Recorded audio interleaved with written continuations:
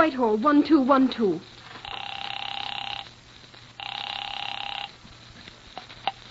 This is Scotland Yard.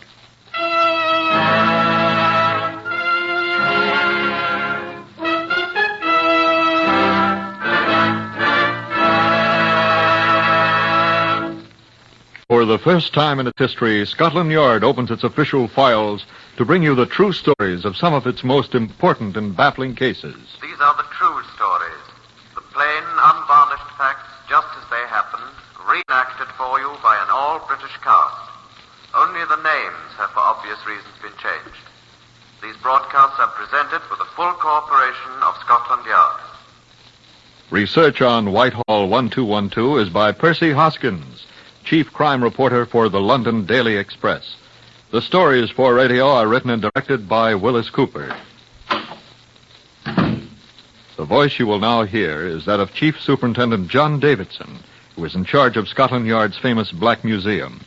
I'm sure I don't know whether a woman's stockings come in pairs. That is, shaped separately for right and left foot as shoes on. And I fear I shall never know or remember if I do. However, I do know that this one was for the right leg. And I remember further that its color was described as dream dust. Why, I'm sure I don't know. Looks a sort of a light khaki to me. Now, this pattern is not woven into the nylon or whatever it is that women's stockings are made of. Let's lay the stocking out flat here so you can see what it is. There, you recognize it? That's right. It's an impression made in greasy mud of a tire, a motor car tire. Now, the people who first saw it were quite justified in believing that the young woman who was wearing the stocking had been struck and killed by a motor car. She was struck, but the motor car didn't kill her. I'll ask Chief Inspector Patrick Bull here to tell you all about it. Now, Mr. Bull, if you please. About midnight on the 15th of August, 1948, leading fireman Horace Bertram Adler of Kingston Fire Brigade was driving alone on Somerset Road, Wimbledon, on his way home from a meeting of his Lodge of Freemasons. It had been raining all evening, and on a particularly badly illuminated section of Somerset Road, Adler was startled to discover what appeared to be a body lying in the muddy road ahead of him. He applied his brakes and approached it cautiously, halting his car, which was a Humber saloon, about 5 yards away, and dismounted. The body proved to be that of a well-dressed young woman. She was quite dead. A cursory examination by the light of the headlamps indicated that she had been struck by a motor car. Police from the Wimbledon station was summoned, measurements were taken of the exact position of the body, and leading fireman Adler was released, it being obvious that his car had nothing to do with the accident, if indeed it was an accident. The body was taken to the Wimbledon mortuary for further examination. I arrived at the mortuary about noon of the following day, the 16th. It was still raining, and I wasn't happy about the assignment. I said so to David Brown, the police surgeon. Oh, don't tell your troubles to me, Chief Inspector. I'm supposed to be off duty today, too. But yesterday was the day my relief chose to sprain an ankle playing tennis. So here I am. Tennis at his age.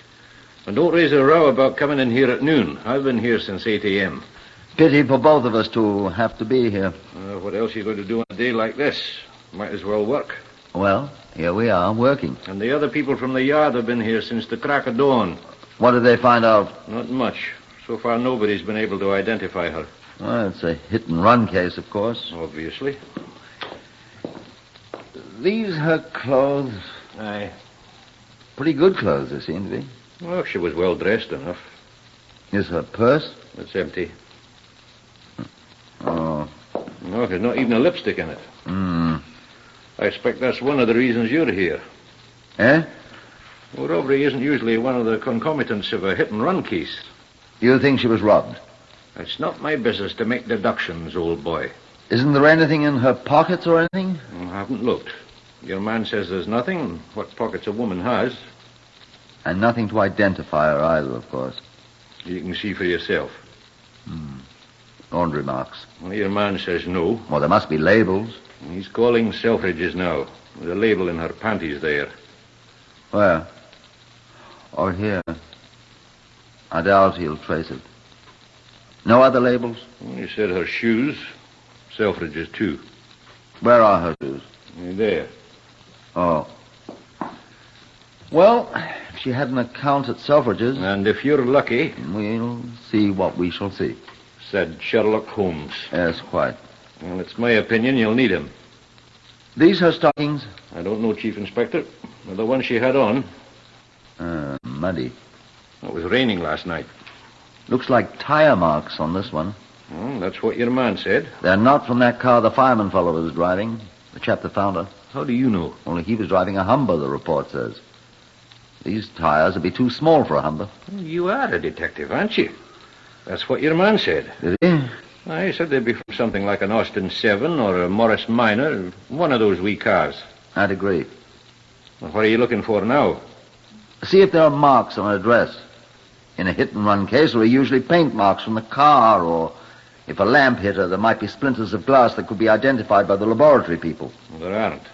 Eh? I said there aren't. You don't mind if I go over the dress carefully, do you? It's quite all right with me. But you'll not find anything. How do you know? The first place, your man admitted he couldn't find anything. I think the laboratory can. I doubt they can. Why not? Because she wasn't killed by being struck by a car. Well, now, she was found in the road. There are tire marks on her stocking. I suspect those marks are accidental. I doubt that.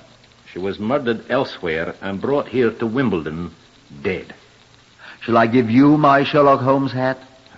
Come over here and have a look. Well? Now look at her, Chief Inspector. Those marks on her face were made when her head struck the roadway. No, Chief Inspector. Or by the car when it struck her. No. Look at the right arm here. Those look like bruises made by fingers. I rather think they are. Oh. Now, lift her other arm. Easy. You see? Blood, well, that's... No, there, where it's dried, on her body. What's this? There, Chief Inspector. In the second intercostal space, if you'll observe carefully, you'll note that an edged instrument has been introduced, which has severed one or both of the superior intercostal arteries. Which means, I take it, that she was stabbed to death.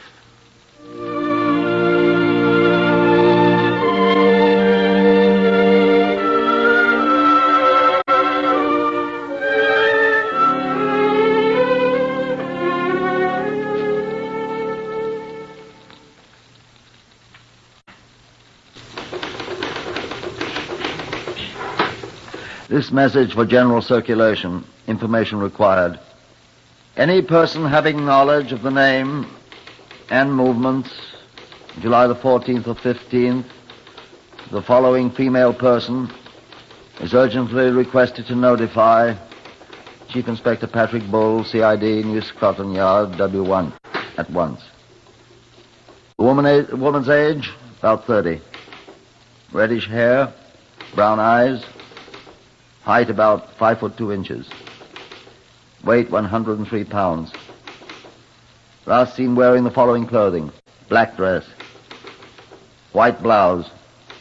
What do you call that stuff her blouse is made of? Nylon jersey, sir. White nylon jersey blouse.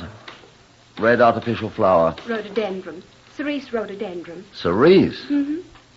Cerise artificial rhododendron on left shoulder of blouse.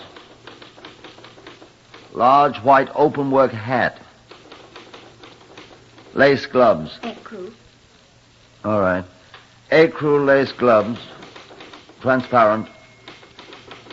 Platform shoes.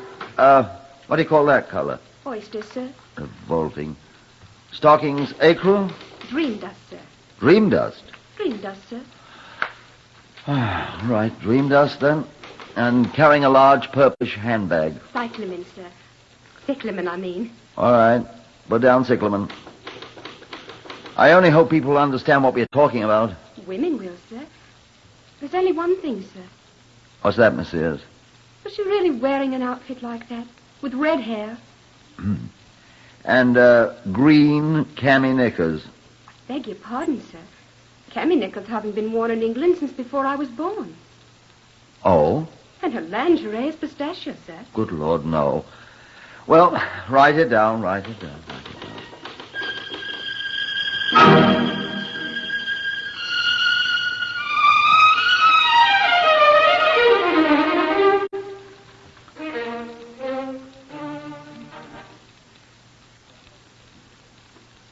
I must have been mistaken. The first day, the 17th of July, that my description of the dead woman's remarkable clothing was received by all stations in the Metropolitan District, for all policemen to chuckle at me, the first day it was published in the London daily newspapers, I had a visitor. Good afternoon, sir. I should like to speak to Chief Inspector Patrick Bull, if you please, sir. I'm Chief Inspector Bull, madam. Oh, how do you do, sir? I come about the advert. Advert? The one in the Express, sir. The one about the ladies' clothing. Oh, yes, indeed. Indeed. I seen her, sir. I saw her. Oh, you did? And you recognized those clothes? That I did, sir. Quite fashionable, aren't they? What's she done, sir? Is she on the jam lout? I always thought I'm that sure she was I don't know whether she's a shoplifter or not, madam. And where did you learn that term? Now, look here, mister. Don't think to put your great fat hairy hands on my shoulder. I come here to give you some information you was asking for. And might I explain that you ain't got nothing on me? Nothing at all, kind sir. Well, I'm sure I beg your pardon, madam. Granted. I was asking a civil question. What's she wanted for? So far as we know, madam, she's not wanted for anything, I assure you. Would you just as lief not call me madam? My name is Miss Hildebrand, Hortense Hildebrand, if you must know. I sell newspapers on the corner of Inner Park Road and Parkside, Wimbledon, sir. That's how I happened to see this advert of yours, and thinking there might be a bit of spare cash in it. There's no reward offered, and, Miss Hildebrand... Well, in that case, I may as well be back to my work. I am prepared to offer... £1, I'll take it. Thank you. Well... Now perhaps you'll tell me who this young woman with the extraordinary clothes is. I don't know who she is, I'm sure. What? Now, sir. I don't know what her name is. But I see her quite often near my corner, and I've seen her the day before yesterday. The 15th, just like it says in the advert. Having knowledge of the name. I don't have any idea of the name. And movements, I can describe them to you as of 10:30 on Monday, July the 15th as ever was. For I was talking to her for full 5 minutes just before it started to rain. And to that I'll take my oath. Go on, please, miss. Hildebrand, Hortense Hildebrand, sir. What did you talk about? Lord love you, sir, I couldn't get my mouth open. She done all the talking. What did she talk about? About money, sir. Money? And men. Or a man, I mean. What was his name? She didn't say, sir. But he was trying to borrow some money from her, she was saying. Said she wouldn't find her giving money to a man. Not her, she said. Not a wooden threepence, to which I agreed. Yeah? She showed me her handbag. Oh, that gorgeous Cycleman one in the advert, sir. And... Yes? She must have had £50 in it, sir, as well as about £1.50 of hard money. I fair goggled at it. I hadn't seen that much ready money since my aunt died. She had 2 insurance policies. Will you tell me more about this young woman, please? Well, then it started to rain, and she said, oh, bother. But the man came up. What man? The man that wanted to borrow the money, I expect. So she says, good night, Miss Hildebrand, and I hopped in the van, and they came away together. What's this about a van, please? Oh. Well, it was a little van. It looked like it had been, oh, I don't know, Morris Minor or an Austin 7 with a van body built onto it. And it was green. I could see it was green. And did you see the man? No, sir. I couldn't see him. You're sure it was the woman described in the advertisement? Lord love you, sir. I see her at least once a week. And I couldn't forget them clothes, could I, with that red hair? Well, thank you very much, Miss Hildebrand. You've been of great assistance. I'm sorry you don't know her name. No, sir, I don't. I hope you get her, sir. I never liked her looks. What did you say she'd done? She's dead, madam. Oh! Lord love her, darling. The poor thing. Who killed her? Which was precisely what I wanted to know, I reflected morosely, as Miss Hortense Hildebrand waddled out the door of my office, mopping up tears. Well, anyway, I had our unknown victim located a short time before she met her death. in the neighborhood of where she was murdered. But the green van sounded like the title of a song I remember from my youth. My Diane of the green van. Yes, seriously now, there must be at least 10,000 green vans in London. Then the door was pushed open again, and Miss Hildebrand was back. I remembered something else, Inspector. Oh, and what this time, Miss Hildebrand? About the van, sir. What about it? It had a shoe on it. A what? A great shoe. Like you wear on your feet. Painted on the side. Well? So all you have to do, sir, is find a green van with a shoe on it, look inside, and there'll be your murderer, sir. That's all.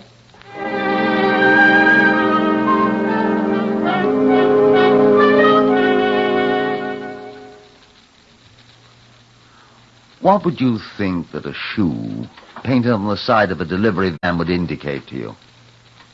That's right. Someone who deals in footwear or repairs it or...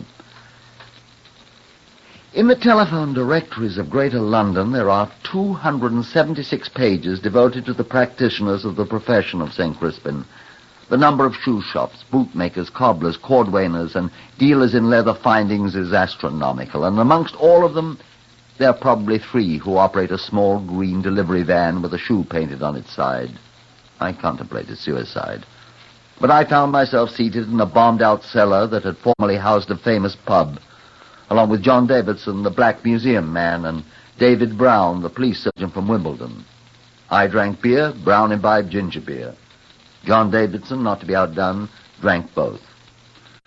Shandygaff, my friends, is pure nectar and ambrosia. Well, you can have it, sir. I'll take my beer bitter. And my ginger beer unadulterated by it. You boys have no imagination. My imagination staggers at the thought of interrogating every person in London remotely connected with boots and shoes. And saying, what color are your vans, sir, to each of them? Well, somebody will say green. By the time we get to him, he'll probably have it painted amethyst. Have you started looking for the owner yet, Patrick? This morning, sir. No results, of course. I've heard of none. How many of these people will you have to see? About 40 billion, roughly. Seriously? Well, I reckon actually about 10,000. Perhaps 11. Wouldn't you think so, David? 12, I should think, at least. How many are there in the Metropolitan Police? Not enough. I just finished reading Sir Harold Scott's report. How many? 15,647, including 67 pensioners and 122 auxiliaries. That many?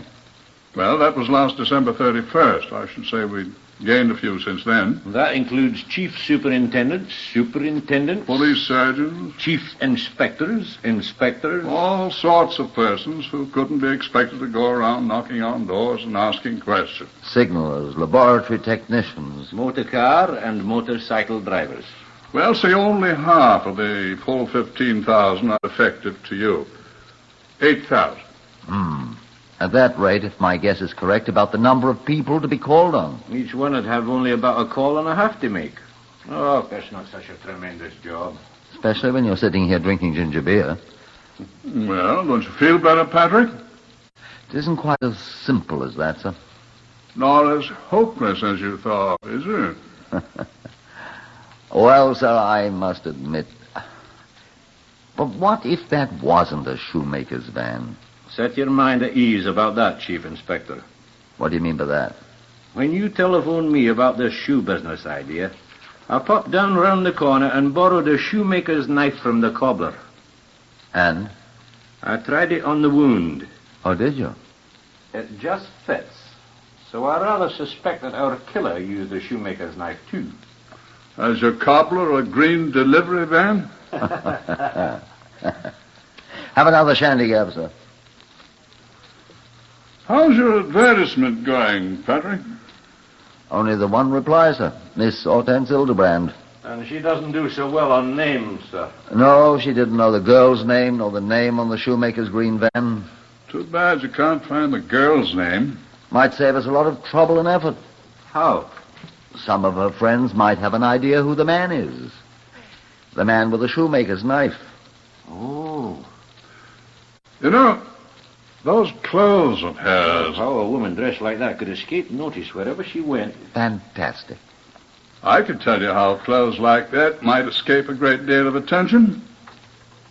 How, sir? How, sir? Well, if they were worn where other women wear clothes of the same general appearance. Where would that be, sir? No. Let me make myself clear. I'm not an expert on the kind of clothes worn by, By whom, sir?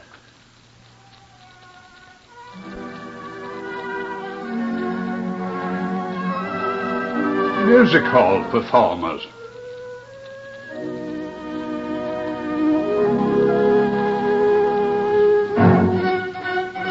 A music hall performer. Of course.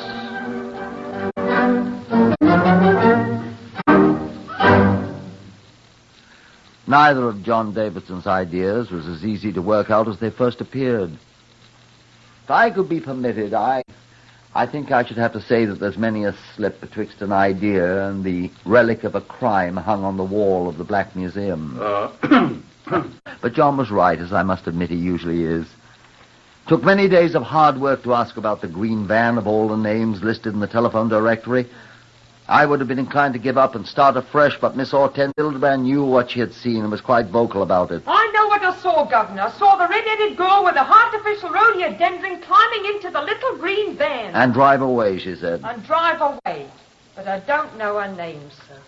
On the 26th day of our quest, after 3,165 firms had told investigating policemen that they either had no green delivery van or had one of the wrong size and general description, I received a telephone call from a constable who had been making inquiries in Putney. Is that Chief Inspector Bull, sir? Yes, it's Bull here.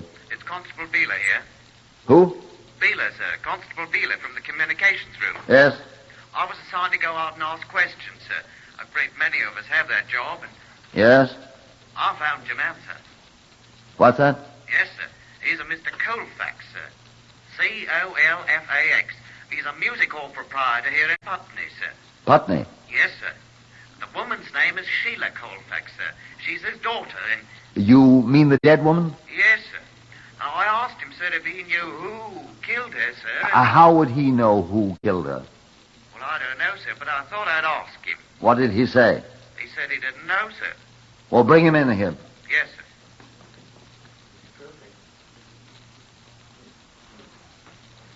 He doesn't want to come, sir. Why? Well, sir, he hasn't seen hide nor hair of her for 2 years, he says, and he don't want to see her now. Isn't that right, sir? Yes, he doesn't want to see her. Why? Him and she's estranged. They don't like each other. Ah. Look here, Constable. Ask the gentleman where he was on the night she was murdered, the 15th of last month. Don't alarm him. I know where he was, sir. What? How do you know? He was in hospital, sir, with his legs broken. He's still in bed here at his home. He was hit by a tram, sir. Thank you, Constable. Beeler, sir. PC 317, A Division. I'm afraid we don't live right, I thought. That door, which had opened such a little way, closed with a dull thud.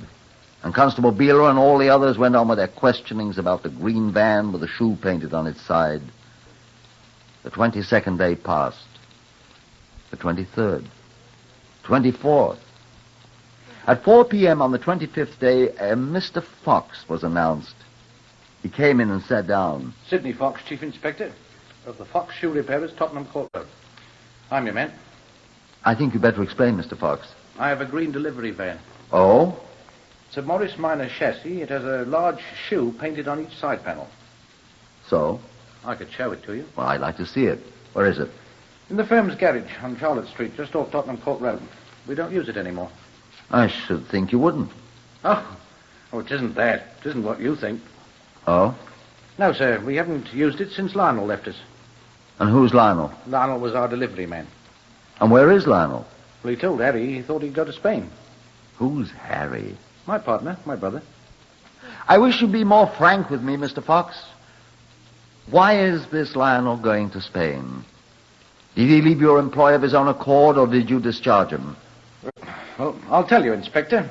Lionel stole, let us say, embezzled, a sum of money from us, a considerable sum. I see. I finally set a certain date for him to return the money he had taken or be turned over to the police. What was that date? The 15th of July. I see. He did not return it. Well, he didn't even come back to the shop. But Harry told me Lionel had assured him he'd have the money that night. He knew where he could get it. He didn't say where? No. How had your brother seen him if you hadn't, Mr. Fox?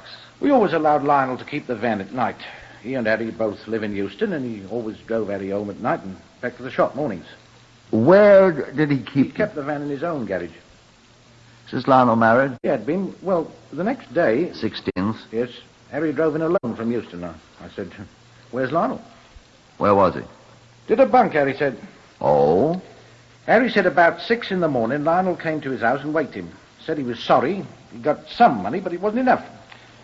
Told Harry he was leaving. Going to Spain, he said. Couldn't stand the disgrace and all that. Said the van was in his garage. Here are the keys. Hang over, he's off. And what did Harry do? Well, he went over to Lionel's garage. There was the van all freshly washed and... Washed? And Harry drove it in. We've kept it in our own garage ever since. If Harry wants a ride home, he can buy one. And where was this Lionel going to get the money to repay you, Mr. Fox? The money he didn't get, so he washed the car so carefully and went away to Spain. From his wife, I suppose. His former wife. He saw her quite often. Oh? Daughter of a rich theatre owner in Putney. What was her name? Colfax, I think. Come along, Mr. Fox. Let's go and have a look at your green van.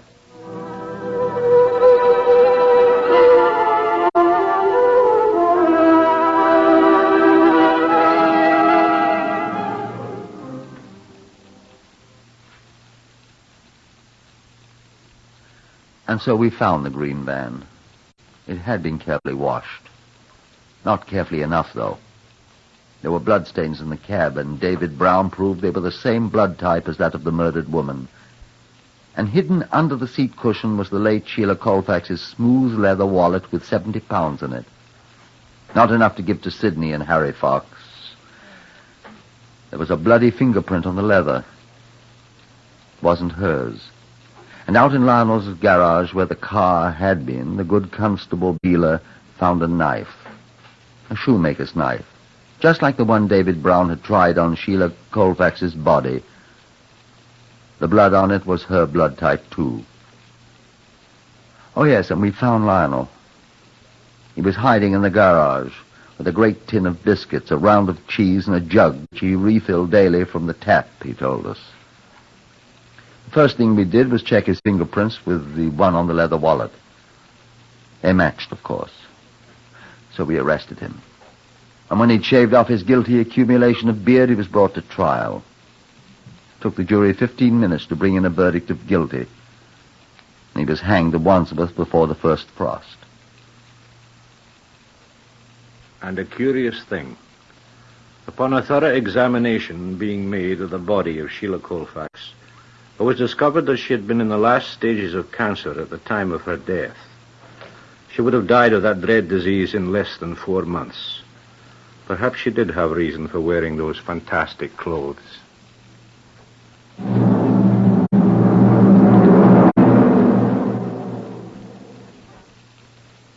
Heard on Whitehall 1212 today, Horace Braham as Inspector Bull. Others in the order of their appearance were Harvey Hayes, Pat O'Malley, Beulah Garrick, Lester Fletcher, and Guy Spall. This is Lionel Rico speaking. Whitehall 1212 is written and directed by Wyllis Cooper.